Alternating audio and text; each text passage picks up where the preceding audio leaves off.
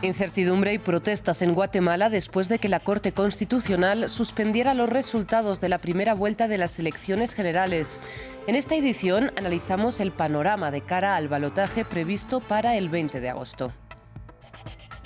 Este fin de semana, Andrés Manuel López Obrador cumplió 5 años en el gobierno. Con un 60% de popularidad, el presidente mexicano se dio un baño de masas en la capital y defendió sus políticas contra la desigualdad mientras entra en su último año de mandato. En Estados Unidos, un nuevo tiroteo sacudió la ciudad de Baltimore este domingo. Un ataque armado en una fiesta popular causó 2 muertos y 28 heridos. Las autoridades avanzan en la investigación sobre lo ocurrido. Bienvenidos a esta edición informativa dedicada a las noticias más destacadas del continente americano. Soy Rosa Pérez Masdeu y es para mí un gusto acompañarlos. Y empezamos en Guatemala, donde hay incertidumbre y tensión por la decisión de la Corte Constitucional. El tribunal ordenó revisar los resultados de la primera vuelta de las elecciones del pasado domingo, por lo que está en el aire si finalmente van a ser Sandra Torres y Bernardo Arévalo los candidatos que se enfrenten en el balotaje previsto para el 20 de agosto. El fallo ha desatado protestas tanto a favor como en contra. Juan Armando Rojas tiene los detalles. Entre la incertidumbre y la desconfianza, cientos de manifestantes salieron a las calles de Guatemala este domingo para protestar tras la orden de la Corte de Constitucionalidad al Tribunal Electoral de no oficializar los resultados de las elecciones celebradas el pasado 25 de junio. La decisión se dio después de que 9 partidos políticos denunciaran presuntas irregularidades en el proceso. Los manifestantes exigen respeto por los resultados de la jornada en la que pasaron a segunda vuelta los candidatos Sandra Torres de Unidad Nacional de Esperanza y el socialdemócrata Bernardo Arévalo del partido Semilla. Aquí no nos importaría si Semilla ganara, pero que gane voto sobre voto y que el pueblo realmente lo eligió, no que nos lo esté imponiendo la Organización de Estados Americanos. Tras la orden del alto tribunal en Guatemala ronda el fantasma de un posible fraude electoral, por lo que la sociedad civil comienza a movilizarse reclamando transparencia en el proceso. Guatemaltecos que están cansados que alguien por tener dinero, por tener poder, se adueñe de los votos de la gente y manipule los procesos electorales en los cuales todos hemos creído. Con más de 17 millones de habitantes, en el país está previsto el regreso de los votantes a las urnas el próximo 20 de agosto para la segunda vuelta, mientras se aclaran las denuncias contra el proceso. Previamente, Silvia Lilian Trujillo Cordobés, investigadora y docente en la Universidad Rafael Landívar, nos ayudó a entender los escenarios que se abren en Guatemala ante esta situación inédita. Bueno, yo quiero hacer una precisión primero. El amparo que se solicita, que 9 partidos políticos de derecha solicitan al Tribunal Supremo Electoral, mejor dicho, a la Corte, perdón, eh, no suspende las elecciones. Y justamente ahí está uno de los problemas. Acepta las elecciones, pero en todo caso lo que pide es la suspensión de la adjudicación de cargos. Entonces ahí se abre una especie de vacío legal porque nunca ha pasado y la ley no contempla qué hacer cuando se aceptan las elecciones, se dice que sí son vigentes, legítimas, pero se cuestiona la adjudicación de cargos. Entonces, eso plantea un escenario posible, que es que se quede en stand-by el proceso hasta que la Corte decida lo contrario y entonces, mientras tanto, tendríamos que ver qué sucede. Ese es un escenario posible. Realmente el otro escenario es que, en efecto, digamos, una de las cuestiones que Movimiento Semilla manifestaba ayer es que la Corte de Constitucionalidad no tiene competencia en esta decisión, porque en todo caso, si es el Tribunal Supremo Electoral a quien se cuestiona, le corresponde a la Corte Suprema de Justicia tomar la decisión. Si fuera a las juntas electorales, entonces son los tribunales ordinarios, digamos, los que tendrían que decidir. Es decir, que la Corte de Constitucionalidad toma una decisión ayer que de alguna forma es cuestionable porque no es su competencia. Como digo, ahora estamos en una guerra judicial. Ahora pareciera que las urnas no son las que deciden el nuevo presidente o presidenta de la República, sino las Cortes. Y esto nos pone en un problema porque las Cortes son parte justamente de este sector del Estado que ha estado cooptado por lo que en este país llamamos el pacto de corruptos.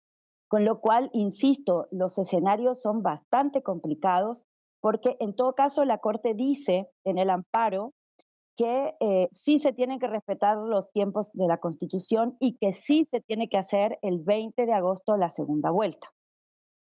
En otras noticias, en México, Andrés Manuel López Obrador cumplió 5 años de gobierno este sábado y el presidente celebró el aniversario con un baño de masas en la capital. 5 años desde la revolución de las conciencias. Andrés Manuel López Obrador celebró sus 5 años en la silla presidencial en la Ciudad de México. Los seguidores de AMLO, que llenaron el Zócalo, fueron testigos y partícipes de los festejos. El presidente realizó un recuento de su gobierno, resaltando sus logros. Hay justicia y tranquilidad social y se avanza hacia la erradicación de la violencia. Lo vamos a lograr entre todos. Me canso, ganso. Un lustro del autodenominado primer gobierno de izquierda en México lleno de claroscuros. La política de López Obrador se sustenta en la reducción de fondos para funcionarios gubernamentales para sustentar la creación de programas sociales y la construcción de megaproyectos de infraestructura pública, lo que le ha ganado la aprobación del 60% de mexicanos. El bloque opositor critica las reformas al sistema electoral mexicano que propone López Obrador y teme un giro autoritario en su gobierno, mientras el presidente menciona que el único objetivo de sus críticos es conservar sus privilegios. No les importa la democracia, sino lo que quieren es que continúe el predominio de una oligarquía, es decir, un gobierno de los ricos. La seguridad en México también es una tarea pendiente para AMLO. Desde su llegada al poder en 2018, casi 157,000 mexicanos han sido asesinados, lo que convierte a su periodo en el más violento en la historia del país. Vamos a Estados Unidos porque este domingo Baltimore fue escenario de un nuevo tiroteo durante una fiesta popular. El ataque causó al menos 2 muertos y 28 heridos, entre ellos 15 menores de edad. Era una velada agradable, una especie de fiesta de los vecinos.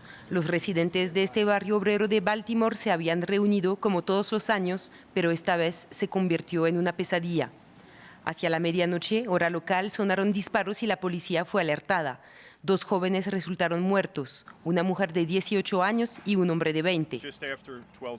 Poco después de las 12:30 am, los oficiales recibieron múltiples llamadas sobre un tiroteo.